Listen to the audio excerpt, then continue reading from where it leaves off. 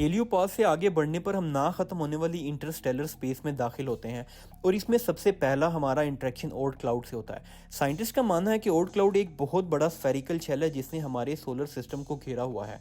Oort cloud का inner as सूरज से 2000 से 5000 एस्ट्रोनॉमिकल यूनिट के फासले से स्टार्ट होकर आउटर एज 1 लाख से 2 लाख एस्ट्रोनॉमिकल यूनिट तक फैला हुआ होता है। ओर्ट क्लाउड हमारे सोलर सिस्टम के साथ लूजली बाउंड होता है, जिसका मतलब है यहाँ पर हमारे सोलर सिस्टम की ग्रेविटेशनल फोर्सेस मौजूद तो होती हैं बट ज़्यादा डिस्टेंस की वजह से उनकी स्ट्रेंथ वीक हो जाती है।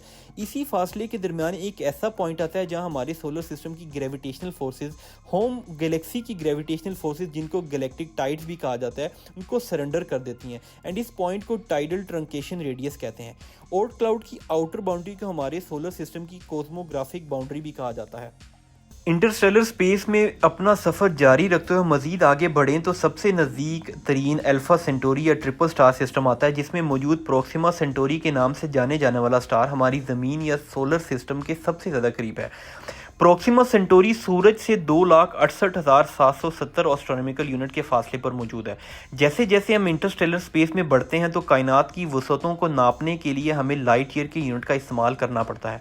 यहाँ पर लाइट ईयर की डेफिनेशन को समझ लेना ज़रूरी है। तो रोशनी एक साल में जितना फासला तय करती है उसको 1 लाइट ईयर कहा जाता है। जैसा कि हम जानते हैं कि रोशनी की स्पीड 3 लाख किलोमीटर पर सेकंड है, तो इस तरह से 1 लाइट ईयर में 9,460 अरब किलोमीटर के बराबर फासला होता है। अगर हम प्रोक्सिमा सेंटोरी का सूरज से डिस्टेंस लाइट ईयर में मेजर करें तो वो तकरीबन 4.25 लाइट ईयर के करीब बनता है।